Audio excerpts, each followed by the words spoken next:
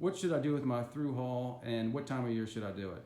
Well, in the spring and the fall are the most popular times to have these things replaced. The spring, you should service them annually by lubricating them and cleaning all the corrosion off of them and make sure they're serviceable and the handles are nice and opening and closing properly. The summertime, we do a lot of inspections where we come on the boat and we take a look at them, and we'll give you a recommendation of what ones need to be serviced or replaced.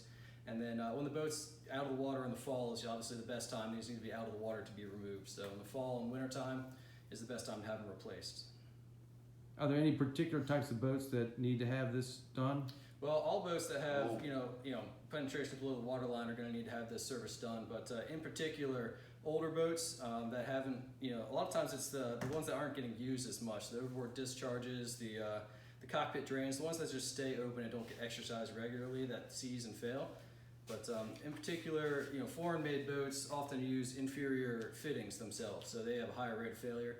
So those, you want to take a look at those more often. So here at Phipps Boatworks, we deal with hundreds of these every year. So it's really important that they get maintained and serviced annually. So if you want to come down and see us, we can come take a look at your boat.